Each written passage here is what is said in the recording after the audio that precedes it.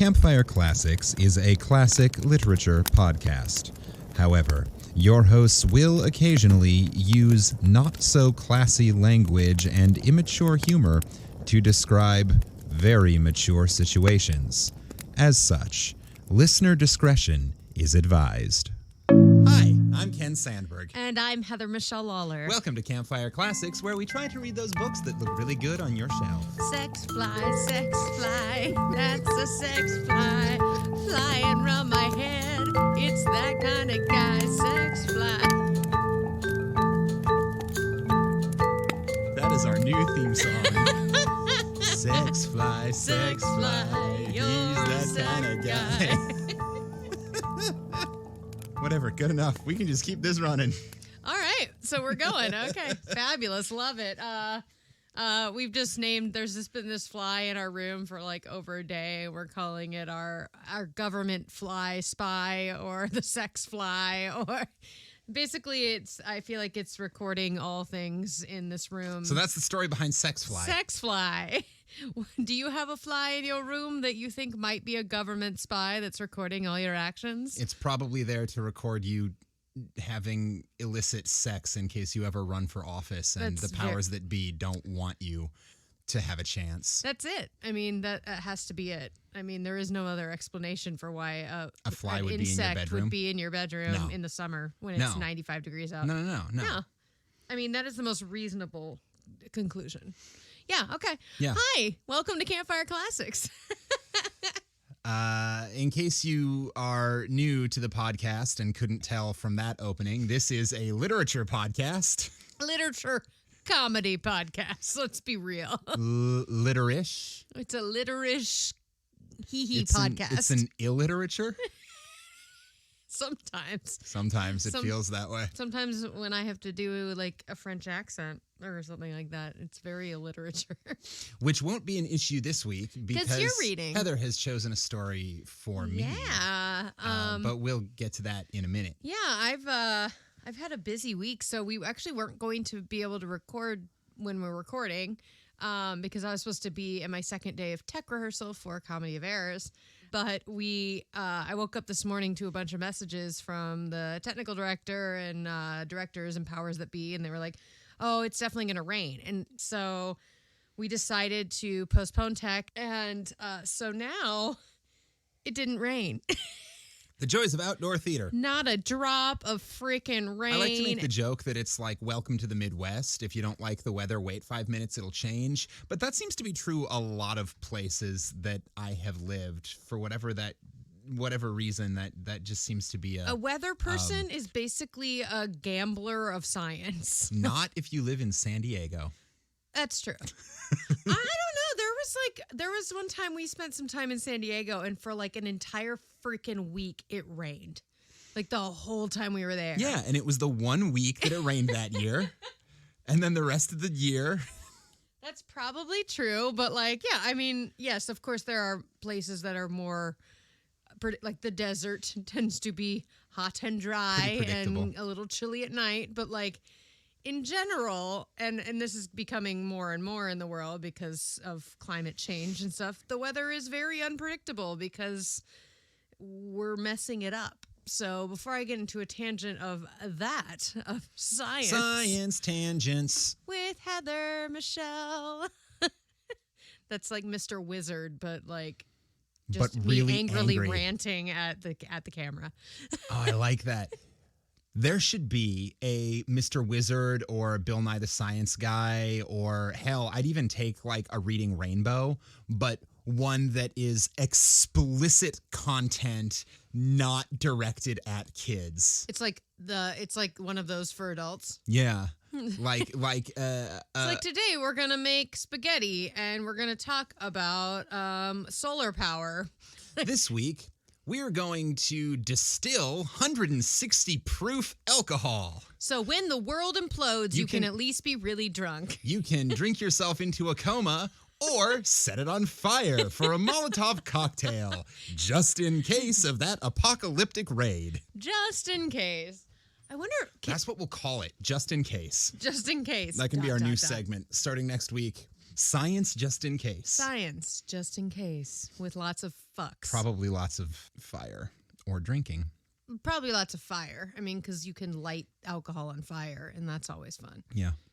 I once lost all the feeling in my hand for a couple of days because we were lighting Bacardi 151 on fire, but we were also drinking Bacardi 151. We were doing the thing where you put your thumb over the top and tip it over and then light it on fire. But the problem is if you don't give it a tight seal with your thumb, it squirts out all over your hand. So I did that and then hit the lighter and my hand caught on fire. Jamie, if you're listening, and I know you are, that's your son. I'm like 80% sure she's heard that story before. I'm sure. I mean, like, at this point, my parents have heard some pretty funny stories about myself. I think that was when I was still living on West 52nd Street. So that was. Oh, you were early 20s. That's the shit you're supposed to be doing. Many moons ago.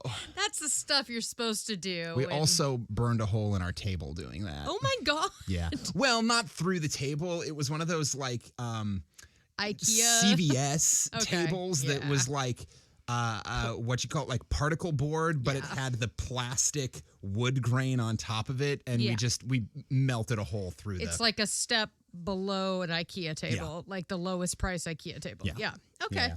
So, I mean, it didn't take much. I mean, you probably could have taken a magnifying glass at the heat of the day and like burnt a hole in that coffee table. I didn't do that. Wow. When I was a kid, at my grandparents' house, I found my grandpa's magnifying glass. This was my grandparents in Minneapolis.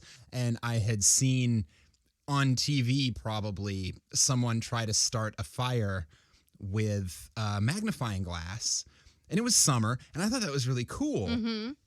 So I took the magnifying glass and I started using it to direct sunlight at things. And it was the little spot of light that a magnifying glass delivers is really bright, and I thought it was really cool, and I was using it like a laser pointer, and I ended up laser pointering it at my grandpa's TV guide. This was back in the days when you got the paper TV guide, and it lit up really bright, and I thought it was super cool, so I just left it there for a second, and it started smoking, and then there was a little flame, so I dropped the magnifying glass and put it out real quick.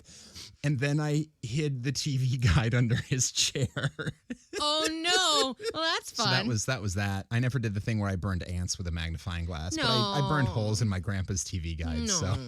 Well, that means you're not a psychopath. So that's nice to hear. Just a little fire starter. Great. So I'm kind of loving this whole science talk we're doing. Because I guess we can kind of get to what we do here. Great. So if you are a first-time listener, because if we're doing our job right, every episode is somebody's first episode. Yay. What we do here is read short stories from public domain literature out loud, sight unseen. And this week, Heather has selected an author and short story for me to read to her and, dear listener, you. And along the way, either I will read it very well or very poorly, and either way, we will probably make fun of shit. Oh, absolutely. That is where the comedy comes from, honestly. Sex fly, your sex fly. Anyway, I'm not gonna get into Tom Jones right now. Sex bomb, you're a sex bomb. That's where Wow. I hate that song lives in my head so closely that a fly flew by my head right before we started recording, and that's what came out of my mouth. Like, Tom Jones, thanks a lot. Wow. That's a pretty deep pull. I'm kind of impressed. I'm upset. That space in my brain that could be used for so many more important things, but for some reason there's a pocket in my brain that goes, Tom Jones, sex bomb, sing it about a fly. Like, so. Are we ready? We're ready. Let's do it.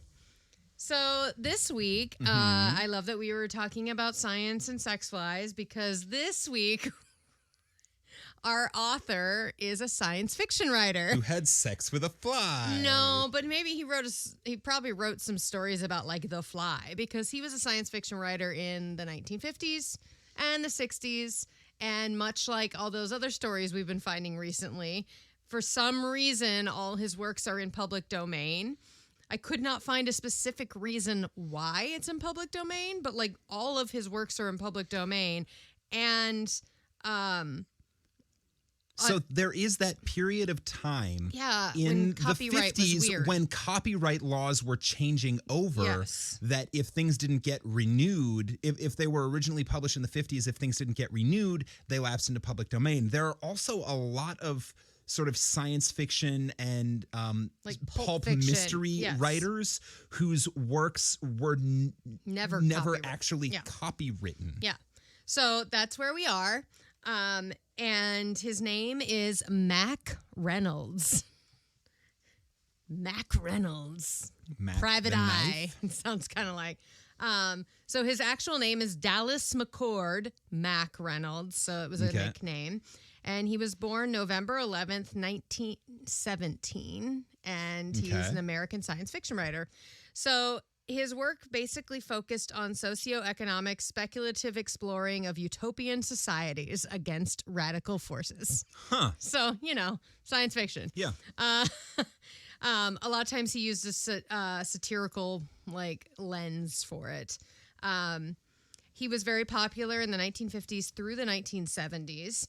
And he used many pen names, again, like our writer a few weeks ago. Yeah. These are the list of his pen names: Dallas Ross, Mark Mallory, Clark Collings, Dallas Rose, Guy McCord, Maxine Reynolds. That's when he published 2 romance novels. So he published them under the name of a woman. Maxine Reynolds. Maxine Reynolds. Love it. Bob Belmont and Todd Harding. All right. But here's a little bit about Mr. Mac Reynolds, a.k.a. many other names. About Miss Maxine. Miss Maxine Reynolds.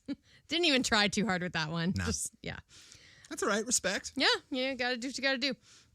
So Reynolds was born in California, and he was the second of 4 children to Vern LaRue Reynolds and Pauline McCord.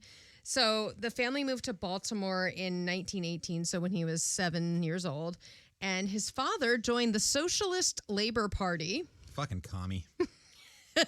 So from a very early age, Reynolds was raised to accept the tenets of Marxism and socialism. Goddamn leftist whiners. So this is a quote from Mac. At a young age, he said, "I was born into a Marxian socialist family. I am the child who, at the age of 5 or 6, said to his parent, 'Mother, who is Comrade Jesus Christ?' For I had never met anyone in that household who wasn't called Comrade." Oh, Lord. Okay. So it was They were going hardcore. hard. They were hardcore. So I just love who is Comrade Jesus Christ. In 1935, while he was still in high school, Reynolds himself joined the Socialist Labor Party and became an active advocate of the party's goals. So the following year, he toured the country with his father, giving lectures and speeches, and became recognized as quite a significant force in advocating for the Socialist Labor Party. And this is while he's still in high school. Yeah, I was going to say, he's a little kid. Yeah. He's like the youth movement.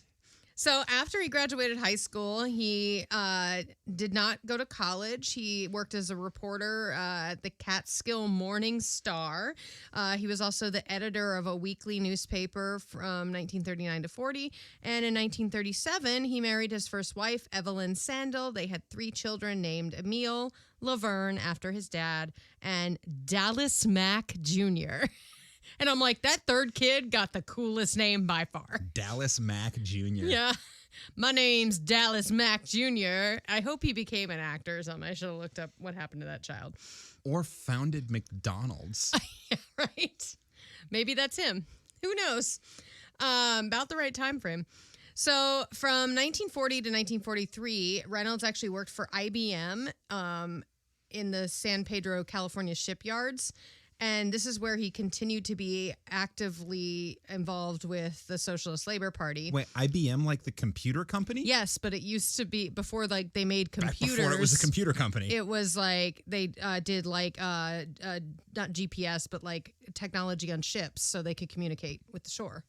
It's not like they did like transport radio. Transport radio, and I'm guessing radio services. Oh shit! Like that were high tech for that communication skills, and we are going into World War II here. So he was working for the shipyards. So his dad had run for president twice for the Social Laborist Party, and while he was doing this, he actively campaigned with of America. Yes.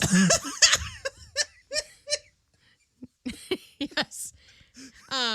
Clearly was never elected. And during this time while he was working for IBM in California, he was campaigning for a presidential candidate for the Social Laborist Party for John Aiken in 1940. So, yeah, there used to be like a pretty active Aiken's actually a name I know. Oh, you do? Yeah. Oh, I mean, like sort of vaguely in the back of my brain somewhere I read a thing once, but yeah.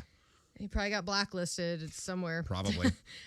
So he ended up attending for a socialist. This is like a leftist socialist. He attended the U.S. Army Marine Officers Cadet School.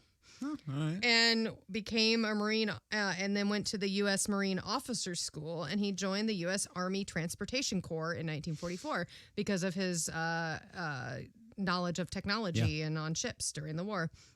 He was stationed in the Philippines as a ship navigator until 1945.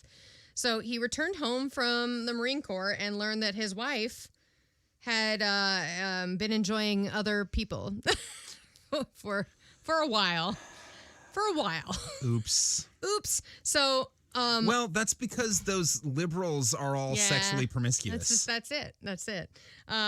So they ended up getting divorced, and she took all the children with her. Because, it's the 40s. So I guess mom gets the kids no matter what. That's not funny. I'm sorry. It's not funny at all, but it's like, I'm sure it seemed to work out for everybody. So from 1946 to 1949, he worked as a national organizer for the Socialist Labor Party. And in 1946, he made his first fiction sale. So he's been working for newspapers and technology companies. And now he's like, I think I can do this. So he's in his 30s. Yeah, he's like 35 or something. Yeah, he's in his mid-30s when he's like, okay, I'm going to be a writer. So he made his first sale of the story called What is Courage to Esquire. Later that year, he met a woman who shared his radical politics beliefs. So he met his soulmate, Helen Jeanette Woolley. So they married in September of 1947, and Jeanette agreed to support Reynolds for 2 years while he pursued his career as a writer. Awesome. At the time, he was doing detective pulps. So they searched for a place that had low-cost living, so like they could live the most frugally as possible, and she would like give him that support. I love that. Like honestly, in the 40s, like this woman's like, I'll work and you like pursue your dream. Like that's very modern now. It's like it wasn't like, I'll have a baby and stay home, which there's nothing wrong with. But like, she was like, oh, you have a passion that you found later in life? Go do it. I'll go get a job. So I'm like, that's cool. So they looked for a low-cost place to live. So they moved to Taos, New Mexico, where Reynolds met science fiction writers. Apparently that's where science fiction writers go because it was cheap, and that's why I guess science fiction takes place in deserts. Yeah, well, because there's nothing else to do there. Yep. All you do is stare at rocks and write science fiction. And imagine that there's flying things in the air that, Well, and Roswell, New Mexico is where the alien landing was supposed to take place. And isn't Area 51 like right there? Yes, but after this. So he's moved there before Roswell. So it's like he had a premonition. So he moved. Maybe the reason the aliens landed at Roswell is because there were all those science fiction writers living there anyway. Aliens were like, oh, shit, have you been reading these newspapers? There's some good short stories. Let's go find those people. And then, like, things went bad and they got caught. Or they were not recepted the way they were supposed to be. Yeah. Roswell totally happened, I believe. So he met a couple friends there named Walt Sheldon and Frederick Brown. And Frederick Brown ended up being one of his close friends and collaborators, and he convinced Reynolds to shift from writing detective stories to writing science fiction. Yeah, buddy. Welcome to the dark side. So Reynolds' first sale of a science fiction story, Last Warning, also known as The Galactic Ghost, was sold to Planet Stories in June 1949, but was not printed until 1954. He got his money. I guess it's like, okay. But his first published science fiction story was called The Isolationists, and it appeared in Fantastic Adventures in June of 1950. So his career actually really took off quickly. Once it got going, got going. Once he got a few stories published and he found this niche of science fiction that he had kind of been not writing in at all, he sold 18 stories alone in 1950. So his first year, he sold stories. And in 1951, he published his first novel called The Case of the Little Green Men, which was a mix of murder mystery and science fiction genre. Yes. I know. I was like, oh, I want to read that. That sounds fantastic. It was an instant classic of science fiction fan-related fiction.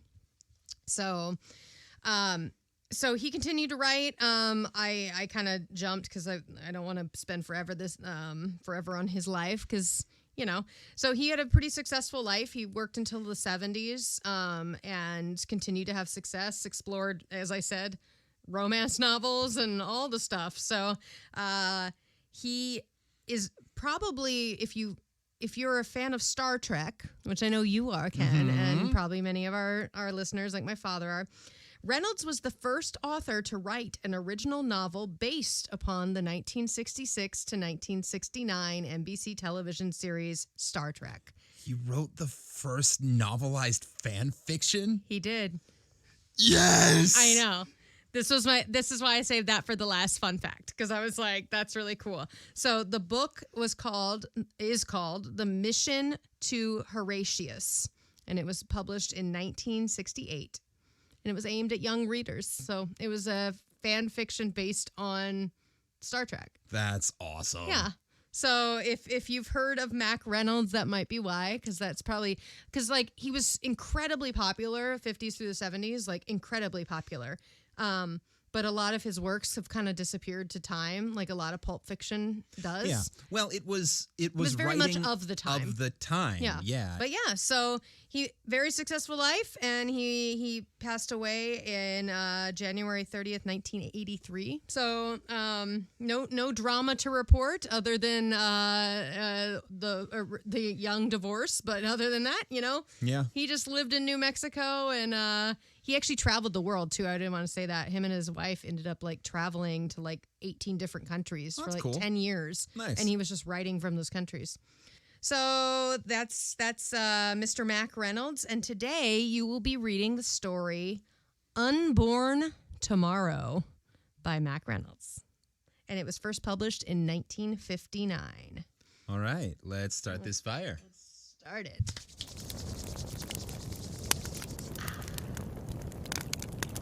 Unborn Tomorrow by Lady Maxine Reynolds. Oh, it looks like there's a little stinger tagline at the beginning. I noticed that. I did not read it. Unfortunately, there was only one thing he could bring back from the wonderful future, and though he didn't want to, nevertheless, he did. Oh no, is this Back to the Future where he brings back a sports almanac or something? It just fucks up everything? When Doc tells you not to do that, don't do it. Does he go to the future and bring back a copy of Back to the Future? Oh no. Now that would be really creepy because this was published in 1959. Right? So 4 years after Doc Brown slips and cracks his head and comes up with the idea for the flux capacitor. Whoo, damn. All right, I'm invested. Let's do this. All right. Betty looked up from her magazine. She said mildly, "You're late." "Don't yell at me. I feel awful," Simon told her. Well. He sat down at his desk, passed his tongue over his teeth in distaste, groaned, fumbled in a drawer for the aspirin bottle. Someone had a rough night. He looked over at Betty and said, almost as though reciting, "What I need is a vacation." Aw, don't we all? "What," Betty said, "are you going to use for money?" "Providence," Simon told her while fiddling with the aspirin bottle, "will provide." This seems like a very 1950s situation. Yeah. Like her name is Betty, first Betty of all. and Simon. Betty and Simon. Providence will provide. But before providing vacations, it'd be nice if Providence turned up a missing jewel deal, say. Something where you could deduce that actually the ruby ring had gone down the drain and was caught in the elbow. Something that would net about $50. Simon said in a mournful tone, $50? Why not make it $500? "I'm not selfish," Betty said. "All I want is enough to pay me this week's salary." So it sounds like he's a detective of some kind. Yeah, he's... And, and she's sort of his girl Friday. Like they're married, but... Or Moneypenny or something. Yeah. I don't know if they're married. Oh, that's true. That's true. He's just come in and sat down and she's looked up from her magazine. Yep. She could be at her desk. Yeah. Oh, yeah. I just made this assumption that it's a married couple. Because of the way they were talking to each other. They clearly know each other well. Yeah. But All right. I like that. Okay. "All I want is enough to pay me this week's salary." "Money," Simon said. "When you took this job, you said it was the romance that appealed to you." There it is. All right. "I didn't know most sleuthing amounted to snooping around department stores to check on the clerks knocking down." Yep. Simon said enigmatically, "Now it comes." There was a knock. Oh my God, this is like a noir. Yep. This isn't even like, it's like very much a like, all right, introduced to the characters, yada, yada, yada. And then there was a knock at the door. So far, it feels very much like the opening scene of the Vicky Slate musical. Yes, the musical Ken has been writing. Yes, very much The musical Ken has written and is just looking for a place to put up a reading of it so he can see if it's any good. If anyone has a theater that wants to put up a noir-style musical... Here we are. Betty bounced up with Olympic agility and had the door swinging wide before the knocking was quite completed. Well, damn. Maybe she was at the recent Olympics. He was old, little, and had bug eyes behind pince-nez glasses.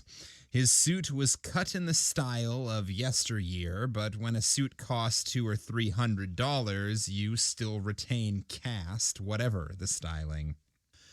Simon said unenthusiastically, "Good morning, Mr. Oyster." He indicated the client's chair. "Sit down, sir." Oh, so he knows who it is. Apparently he was expecting him. All right. The client fussed himself with Betty's assistance into the seat, bug-eyed Simon, and said finally, "You know my name. That's pretty good. Never saw you before in my life. Stop fussing with me, young lady." So we love this guy. This is a curmudgeon. "Ad in the phone books says you'll investigate anything." "Anything," Simon said. "Only one exception." "Excellent. Do you believe in time travel?" Oh my God. Simon said nothing. Across the room where she had resumed her seat, Betty cleared her throat. When Simon continued to say nothing, she ventured, "Time travel is impossible." "Why?" "Why? Yes. Why?" Betty looked to her boss for assistance. None was forthcoming. There ought to be some very quick, positive, definite answer. She said, "Well, for one thing, paradox. Suppose you had a time machine and traveled back 100 years or so and killed your own great-grandfather. Then how could you ever be born? Confounded if I know, the little fellow growled. How? Simon said, let's get to the point. What you wanted to see me about. I want to hire you to hunt me up some time travelers, the old boy said. Betty was too far in it now to maintain her proper role of silent secretary. Time travelers, she said, not very intelligently. The potential client sat more erect, obviously. Well, apparently Betty's leaning forward a little too much. Apparently Betty's a bit of a Betty. So Betty has the client erect. Which is always a good start. It's a good place to negotiate from. It is a good place. They're in a vulnerable position. The potential client sat more erect, obviously with intent to hold the floor for a time. Well, that's nice to take his time. His time, yeah. Mm-hmm. He removed his pince-nez glasses and pointed them at Betty. He said, "Have you read much science fiction, miss?" "Some," Betty admitted. "Then you'll realize that there are a dozen explanations of the paradoxes of time travel. Every writer in the field worth his salt has explained them away. But to get on, it's like a my Doctor Who episode here. Yeah. It's my contention that within a century or so, man will have solved the problems of immortality and eternal youth. And it's also my suspicion that he will eventually be able to travel in time. So convinced am I of these possibilities that I am willing to gamble a portion of my fortune to investigate the presence in our era of such time travelers." Okay, so rich dude. Maybe that's why he knows his name. Yeah, could be. He's got a fortune. Yeah, we still haven't gotten to like how Simon was like, "Mr. Oyster, come on in." He's just a modern day for the 50s Sherlock Holmes. Okay, so he picked up the clues. He picked up, even though mainly what he does is secret shopping at the department stores. Word hasn't quite got around about Simon and Betty yet. they're putting in the hours. This could be the big case. This is going to be their big break, unless they screw it up and erase themselves from history. That is true. And it's Mr. Monopoly who's hiring them. Simon seemed incapable of carrying the ball this morning, so Betty said, "But, Mr. Oyster, if the future has developed time travel, why don't we ever meet such travelers?" Simon put in a word. "The usual explanation, Betty, is that they can't afford to allow the space-time continuum track to be altered. If, say, a time traveler returned to a period of 25 years ago and shot Hitler, then all subsequent history would be changed. In that case, the time traveler himself might never be born. They have to tread mighty carefully." Yeah, think of all the baby boomers that would not have happened if Hitler had never been in power. And by extension, the children and grandchildren of all of those baby boomers. You do think of that and you're like, baby boom happened because it was the end of this war. Massive war. And so everyone was like, let's make babies now. And that's why... But on top of that, it's like, why there's overpopulation now and all this stuff. But like, there's been this thing I've seen going around the social medias that is something to the effect of, everyone talks about how in time travel you have to be really careful because you could step on a frog and accidentally erase your entire family's history. Like the butterfly effect. But nobody thinks about the fact that the tiny actions you take today might have that kind of effect on the future. Yes. So do the thing. Like recycle the bottle or do the thing. Like, because, if you have the instinct to... Because you have no idea what effect your actions today could have on future events hundreds of years from now. Like, that's the truth. Like, well, we got deep. We got deep in there. This is a comedy podcast. Hey. No, I love it. I love time travel. This is very exciting. The usual explanation, Betty, is that they can't afford to allow the space-time continuum track to be altered. If, say, a time traveler returned to a period of 25 years ago and shot Hitler, then all subsequent history would be changed. In that case, the time traveler himself might never be born. They have to tread mighty carefully. Mr. Oyster was pleased. I didn't expect you to be so well informed on the subject, young man. Simon shrugged and fumbled again with the aspirin bottle.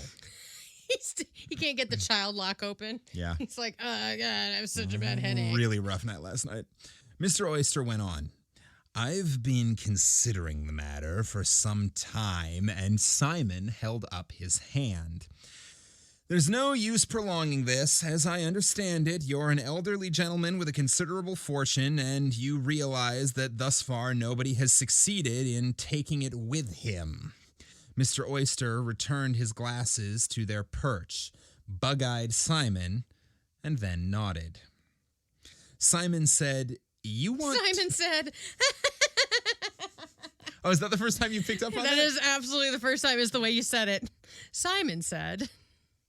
Simon said, you want to hire me to find a time traveler and in some manner or other, any manner will do, extort from him the secret of eternal life and youth, which you figure the future will have discovered. You're willing to pony up a part of this fortune of yours if I can deliver a bona fide time traveler. Right. All right, vacation ahead. Betty had been looking from one to the other. Now she said plaintively, but where are you going to find one of these characters, especially if they are interested in keeping hid? The old boy was the center again. I told you I'd been considering it for some time. The Oktoberfest. That's where they'd be. What? He seemed elated. So apparently... Time travelers just like to get drunk. So they don't come back and shoot German Hitler. Beer. They don't go back and... because that would have consequences. They don't go back and But they do come back to Germany. See their parent, apparently. The Oktoberfest. That's where they'd be. He seemed elated. Betty and Simon waited. The Oktoberfest, he repeated. The greatest festival the world has ever seen. The carnival. Feria, fiesta to beat them all. Every year, it's held in Munich. There it is. Makes the New Orleans Mardi Gras look like a quilting party. He began to swing into the spirit of his description. It originally started in celebration of the wedding of some local prince a century and a half ago, and the Bavarians had such a bang-up time, they've been holding it every year since. The Munich breweries do up a special beer, Marzenbrau, they call it, and each brewery opens a tremendous tent on the fairgrounds, which will hold 5,000 customers apiece. Millions of liters of beer are put away. Hundreds of thousands of barbecued chickens. A small herd of oxen are roasted whole over spits. Millions of pairs of Weisswurst, a very special sausage. Millions upon millions of pretzels. All right. Simon said. Okay. We'll accept it. The Oktoberfest is one whale of a wingding. Simon's like, I don't give a fuck about these time travelers. I want to go to Oktoberfest. So you're going to pay for me to go to Oktoberfest? I wanted a vacation anyway. This is Disneyland before Disneyland exists. Like, pretzels? It's a small world. It is, except for just Germany. Just Germany. Also, if the original one is in Munich, as it seems like it is, I have been to Oktoberfest with my parents when I was like 11 years old.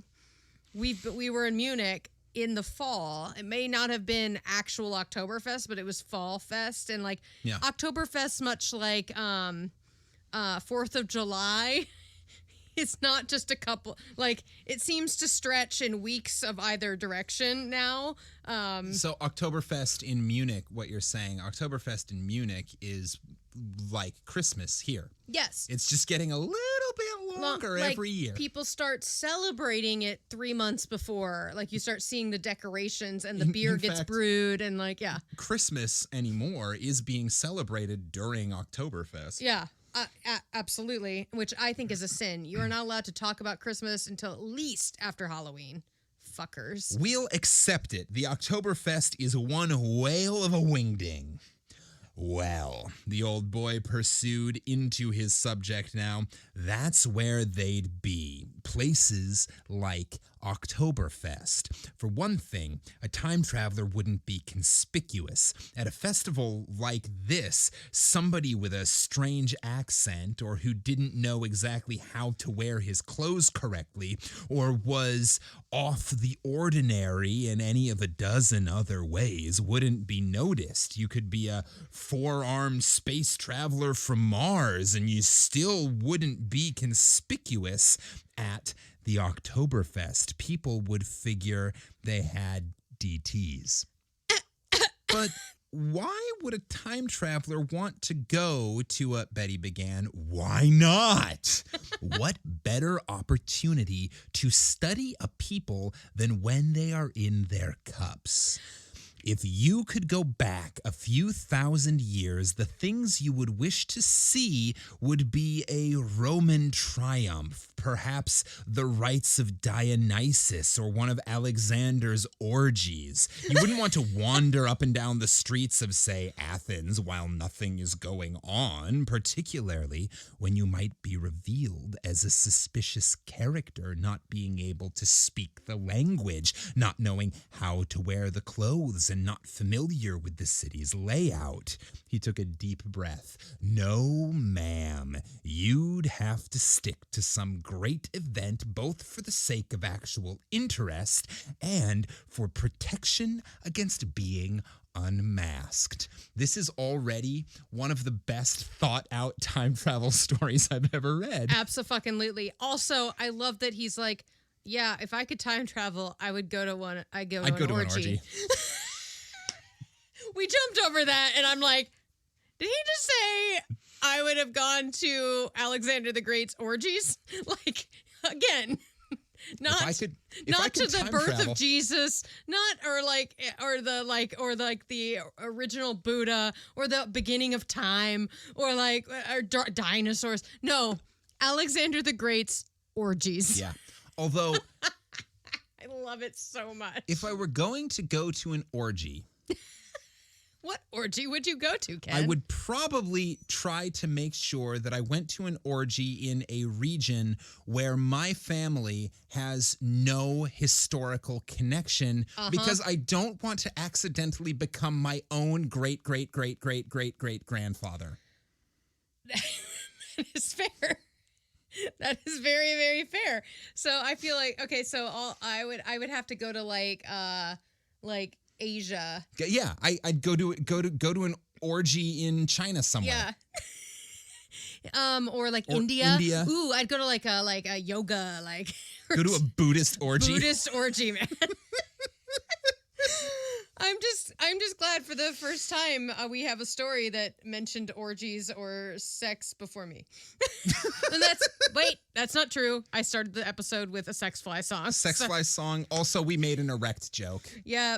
So, well, at least this one's on the same page as us. It is on the same page. Love it. All right, on to the sex orgy. /Oktoberfest. No, ma'am. You'd stick to some great event, both for the sake of actual interest and for protection against being unmasked. The old boy wound it up. Well, that's the story. What are your rates?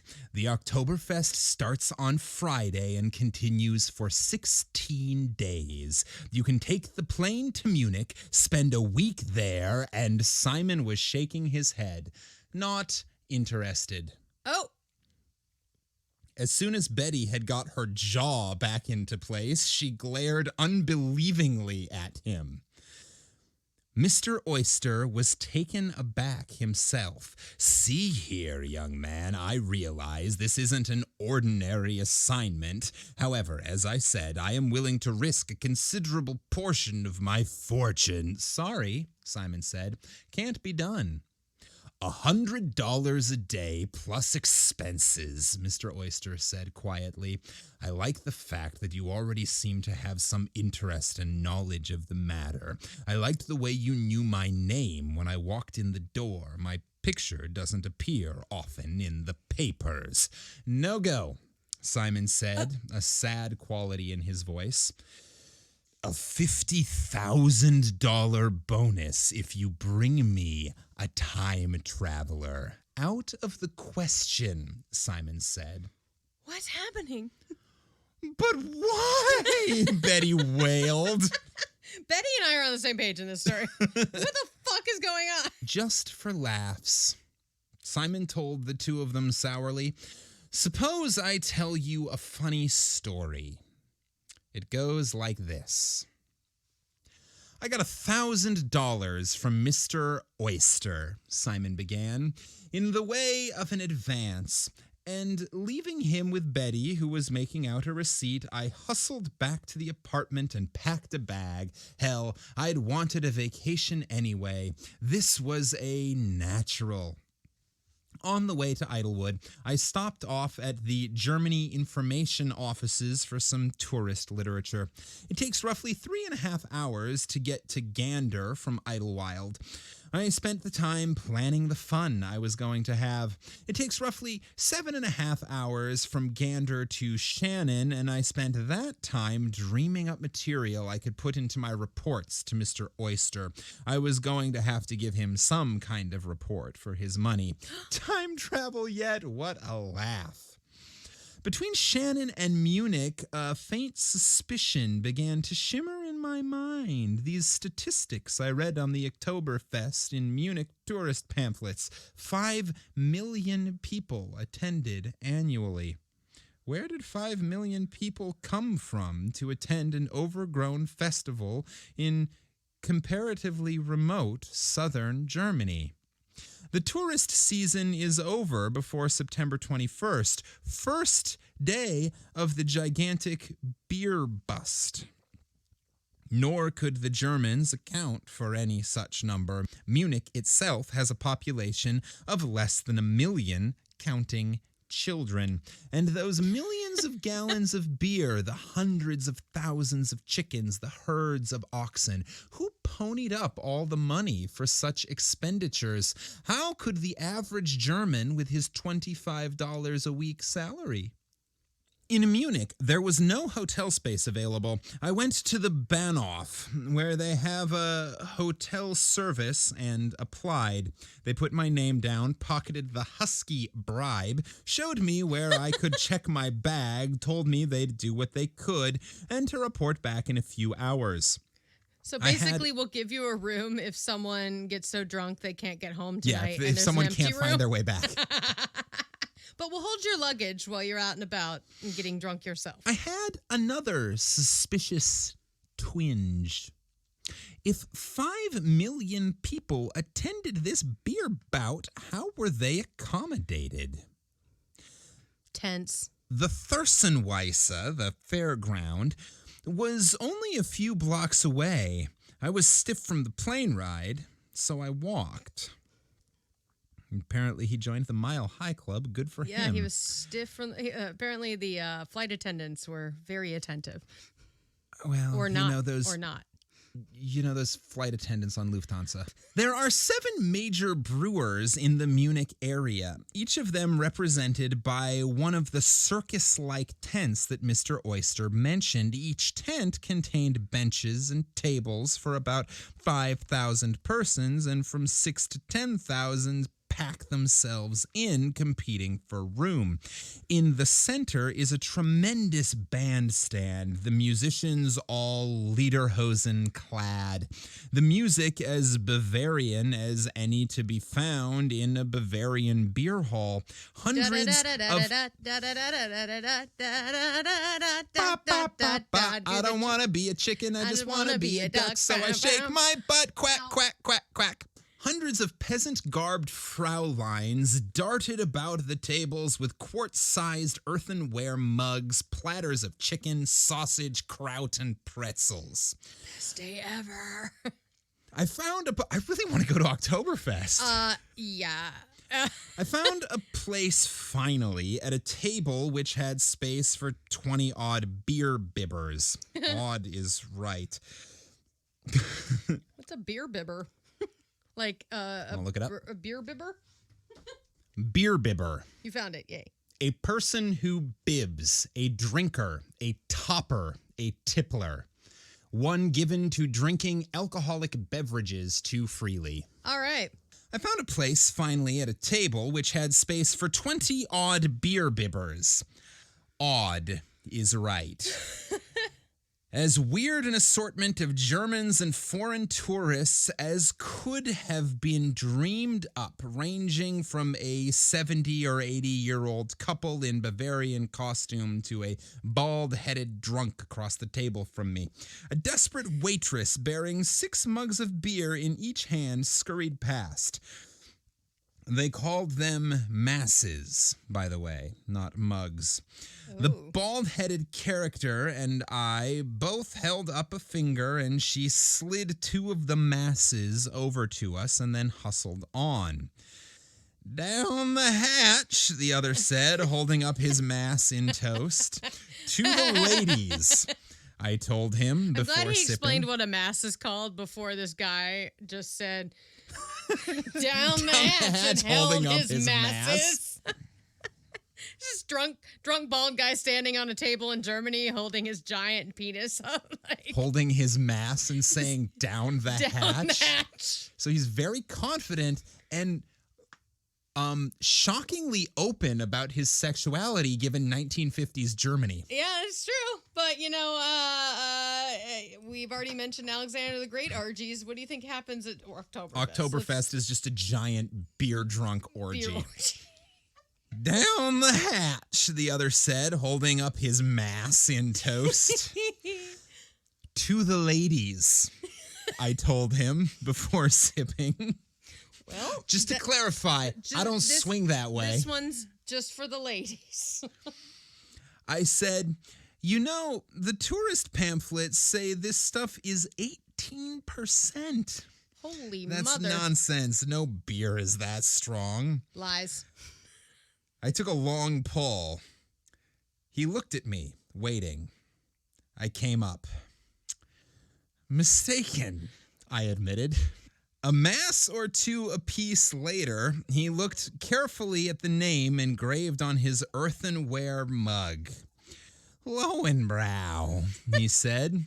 He took a small notebook from his pocket and a pencil, noted down the word, and returned the things. Time traveler. That's a queer pencil you've got there, I told him. German? Venusian, he said. Whoops, sorry, shouldn't have said that. I had never heard of the brand, so I skipped it. Next is the Hofbrau, he said. Next what? Baldy's conversation didn't seem to hang together very well. My pilgrimage, he told me. All my life I've been waiting to go back to an Oktoberfest and sample every one of the 7 brands of the best beer the world has ever known. I'm only as far as Lowenbrow. I'm afraid I'll never make it. We're absolutely going to Oktoberfest. I finished my mass. I'll help you, I told him. Very noble endeavor. Name is Simon. Arth, he said. Arth. How could you help? I'm still fresh. comparatively. I'll navigate you around. There are 7 beer tents. How many have you got through so far? 2. Oh, no. Counting this one. Maybe, sir, if you want to do all 7, you don't have multiple masses in each tent. At 18%. But he also has 16 days. Yeah. Unless he's only there for a day because he's time traveling. Time traveling. Maybe he has to be back by a certain time. It's like Cinderella. Yeah. He only has until midnight, and then he turns back into a guava. His version of Doc Brown has said, you must return to the future or the past by midnight, or you must stay there forever. Damn, where is that kid? 2. Counting this one, Arth said. I looked at him. It's going to be a chore, I said. You've already got a nice edge on. Outside, as we made our way to the next tent, the fair looked like every big state fair ever seen, except it was bigger. Games, souvenir stands, sausage stands, rides, sideshows, and people. The Hofbrau tent was as overflowing as the last, but we managed to find 2 seats. The band was blaring, and 5,000 half-swacked voices were roaring accompaniment. Half-swacked. That is my new favorite term for drunk. Hey, Heather, how you feeling? Half-swacked, man. The band was blaring, and 5,000 half-swacked voices were roaring in accompaniment. In München, steht ein Hofbrauhaus, 1, 2, Gasufa! At Gasufa, everybody upped with the mugs and drank each other's health. Hey, Ken, Gasufa! Gasufa! To the wine, woo! Yeah, so I suppose apologies for my mutilation of the German language. That was better than I would have done. I haven't studied German since 8th grade. You studied German in 8th grade? I did. My middle school, 8th grade, we did what was called exploration. Oh, language exploration. Yeah. And so in 8th grade, we spent 1 semester split between French, Spanish, and German. And then the other semester was split between shop, home ec, and probably like health, maybe? Some sort of art thing. Or might have been art. I don't remember. But yeah, so I ended up getting like 6 weeks of German in 8th grade. At Gasufa, everybody upped with the mugs and drank each other's health. Whee! This is what I call a real beer bust, I said approvingly. Arth was waving to a waitress. As in the Lowenbrow tent, a full quart was the smallest amount obtainable. Amazing. A beer later, I said, I don't know if you'll make it or not, Arth. Make what? All 7 tents. Oh. The waitress was on her way by, mugs foaming over their rims. I gestured to her for refills. Where are you from, Arth? I asked him, in way of making conversation. 2183. Oh, shit! 2183 where? He looked at me, closing one eye to focus better. Oh, he said, well, 2183 South Street, New Albuquerque. Ooh. New Albuquerque? Where's that? Arth thought about it, took another long pull at the beer. Right across the way from old Albuquerque, he said finally. Maybe we ought to be getting to the... Holy shit. That's a lot of consonants in a row. Awesome. Fucking German. Shorebrow tent. Well, also, it's a drunk man pronouncing it, so. Maybe we ought to be getting to the shorebrow tent. Maybe we ought to eat something first, I said. I say pretzel time. I'm beginning to feel this. We could get some of that barbecued ox. Arth closed his eyes in pain. Vegetarian, he said. Couldn't possibly eat meat. Barbarous. Well, we need some nourishment, I said. Pretzels, carb it up. There's supposed to be considerable nourishment in beer. Okay, Colonial Williamsburg man. I don't need to eat anything, and the water's bad. I will eat my beer. I'll eat my beer. There's supposed to be considerable nourishment in beer. That made sense. I yelled, Fraulein! Oh, no. Zwei new Bier. Somewhere along in here, the fog rolled in. When it rolled out again, I found myself closing one eye the better to read the lettering on my earthenware mug. It read, Augustine Brow. Somehow, we'd evidently navigated from one tent to another. Arth was saying, where's your hotel? That seemed like a good question. I thought about it for a while. Finally, I said, haven't got one. Town's jam-packed. Left my bag at the Bahnhof. I don't think we'll ever make it, Arth. How many we got to go? Lost track, Arth said. You can come home with me. Uh-oh.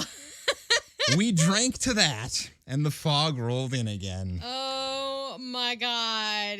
This is the best story. When the fog rolled out, it was daylight.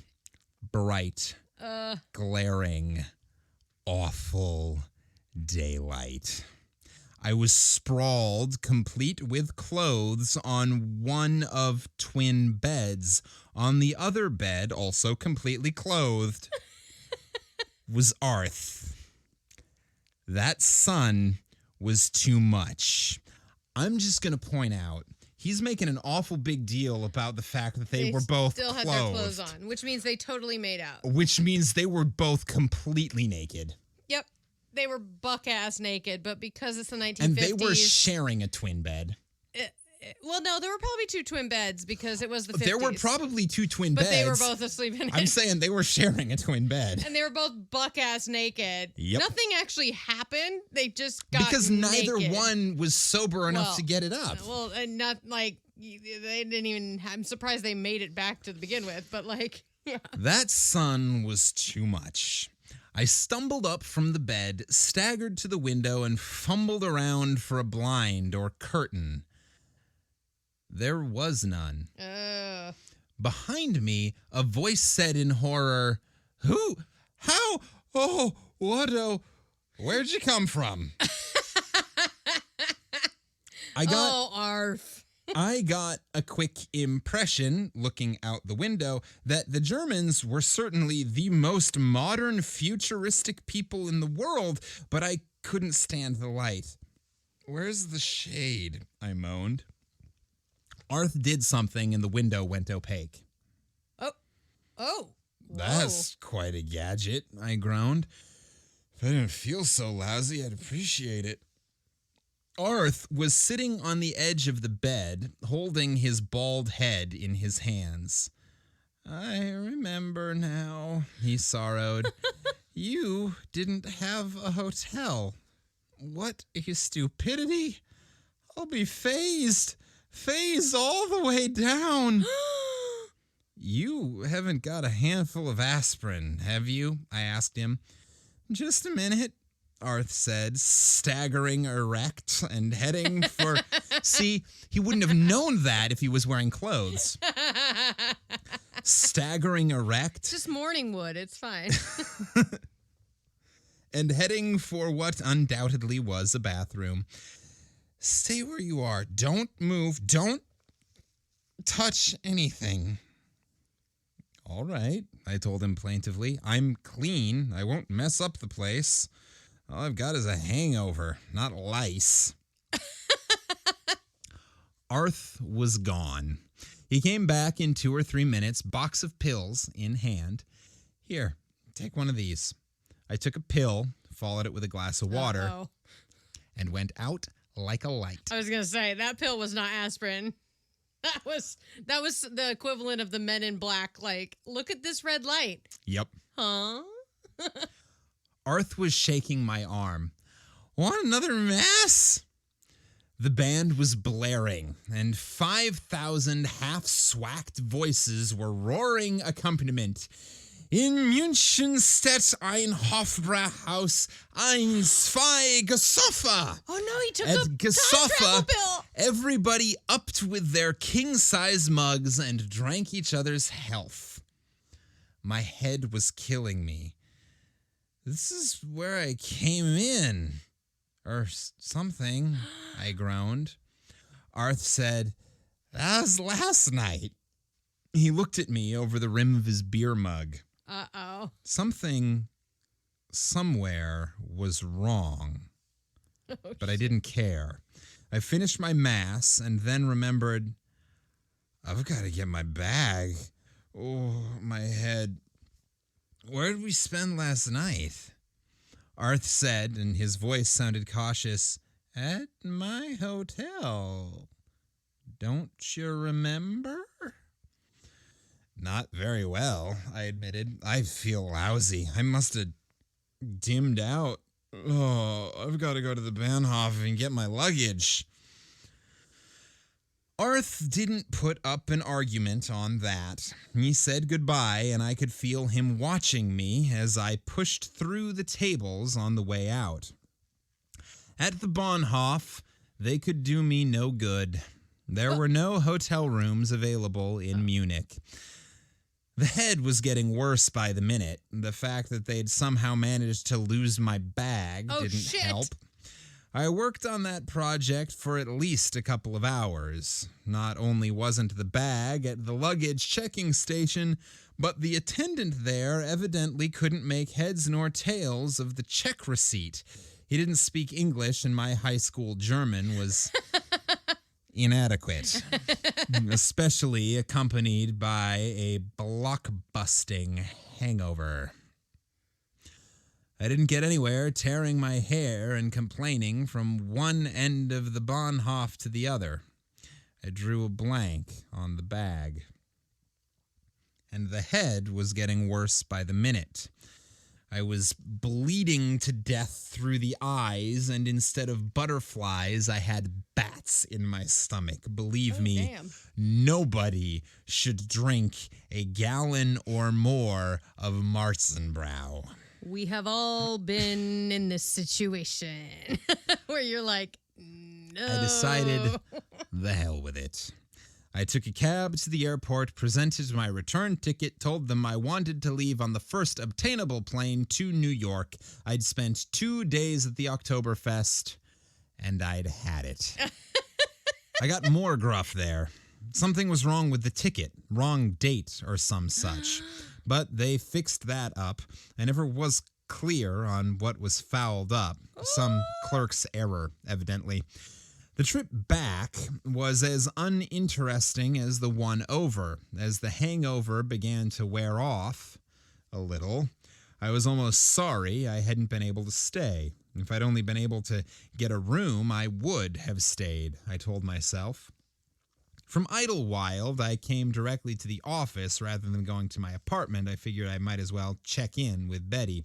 I opened the door, and there I found Mr. Oyster, sitting in the chair he had been occupying 4 or was it 5 days before. When I'd left, I'd lost track of the time. I said to him, "Glad you're here, sir. I can report. What was it you came for? Impatient to hear if I'd had any results?" My mind was spinning like a whirling dervish in a revolving door. I'd spent a wad of his money and had nothing I could think of to show for it. Nothing but the last stages of a granddaddy hangover. Holy shit. Came for, Mr. Oyster snorted. I'm merely waiting for your girl to make out my receipt. I thought you'd already left. You'll miss your plane, Betty said. There was suddenly a double dip of ice cream in my stomach. I walked over to my desk and looked down at the calendar. Mr. Oyster was saying something to the effect that if I didn't leave today, it would have to be tomorrow, that he hadn't ponied up that $1,000 advance for anything less than immediate service. Stuffing his receipt in his wallet, he fussed his way to the door. I said to Betty, hopefully, I suppose you haven't changed this calendar since I left. Betty said, what's the matter with you? You look funny. How did your clothes get so mussed? You tore the top sheet off the calendar yourself not half an hour ago, just before the marble-missing client came in, she added irrelevantly. Time travelers yet. I tried just once more. When did you first see Mr. Oyster? Never saw him before in my life, she said. Not until he came in this morning. This morning, I said weakly.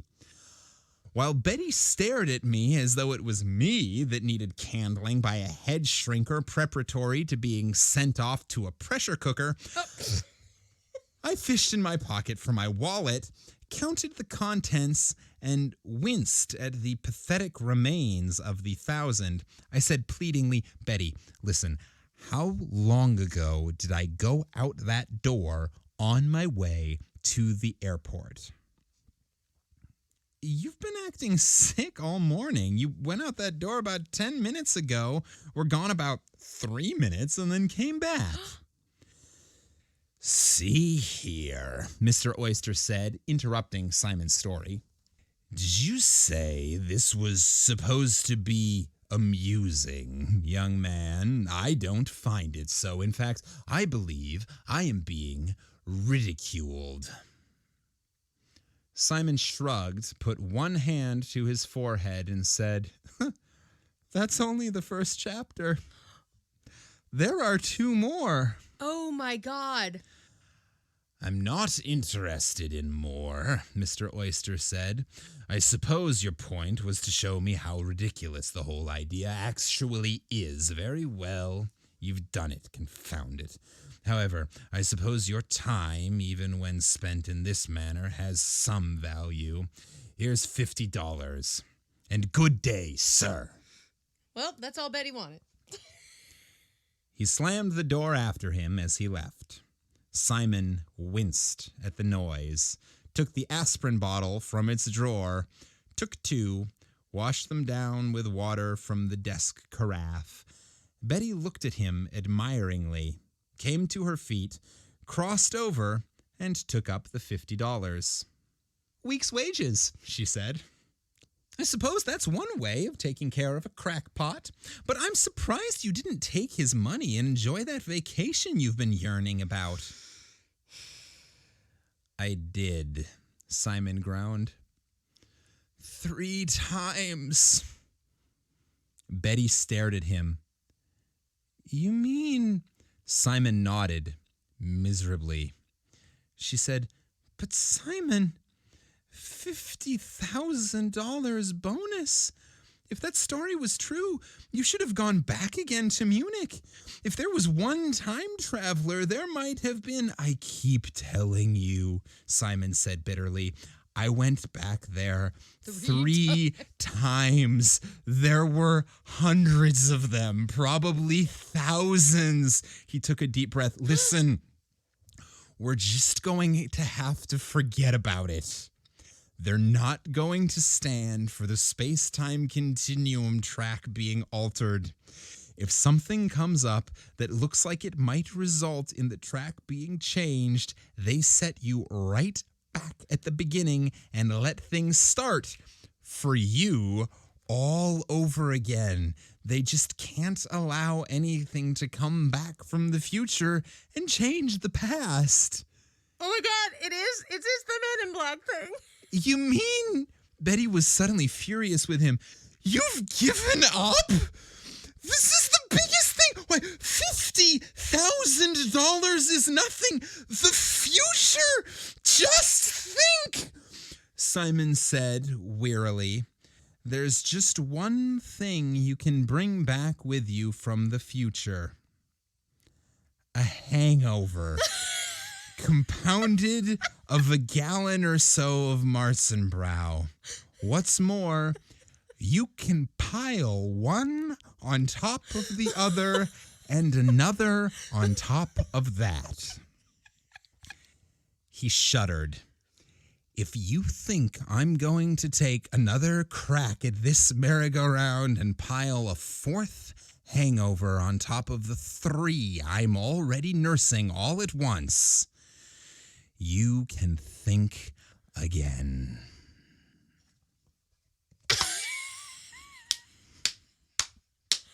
Oh my God, that was amazing. That might genuinely be my favorite story we have read so far. You're welcome. That was goddamn banana cakes. That was amazing. Oh, good Lord. I'm so glad I stumbled across that.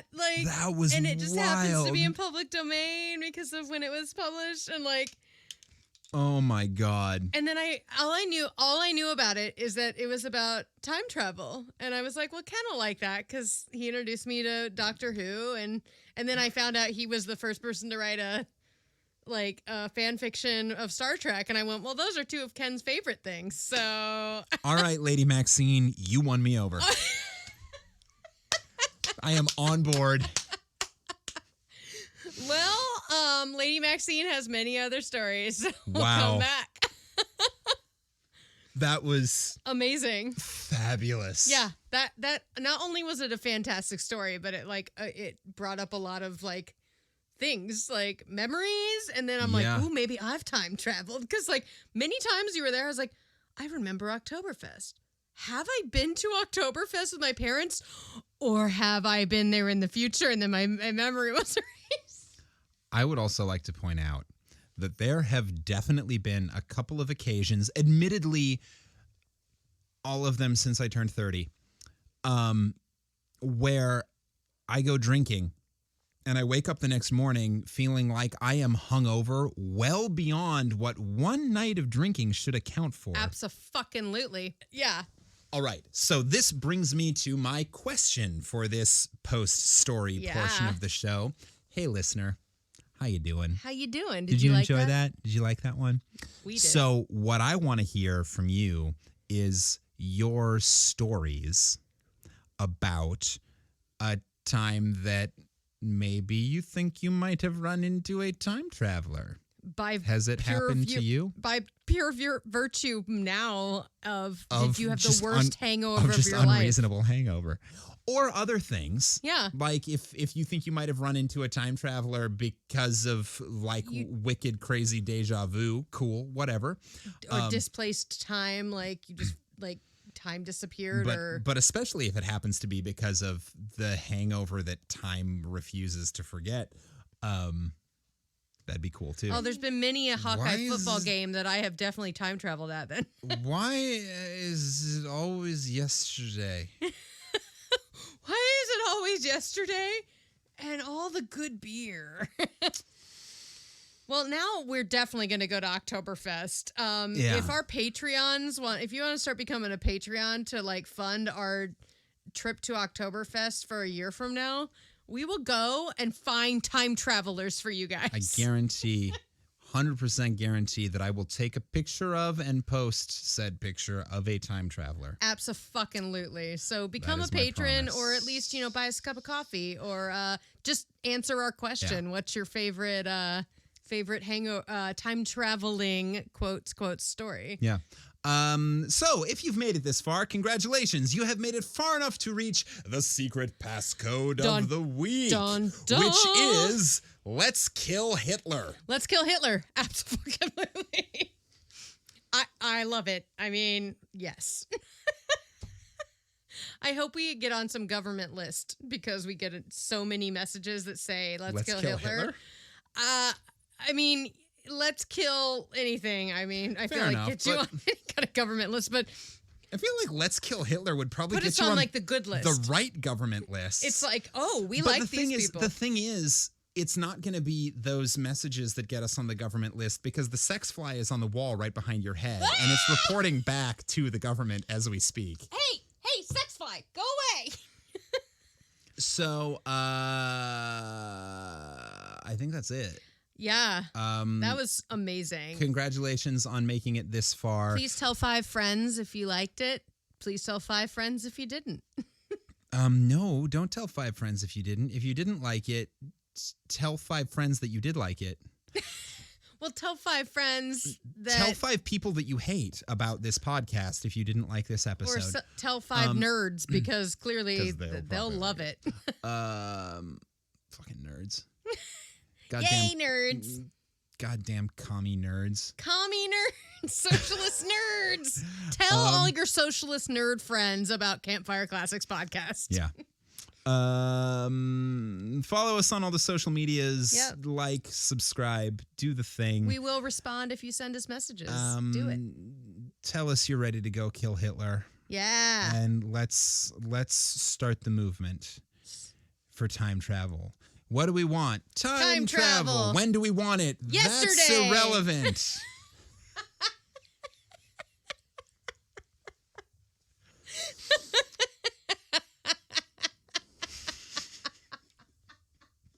And I'm broken. Oh, that one got you. All right. I thought I was being clever, and then you were much more clever. That's usually the case, though.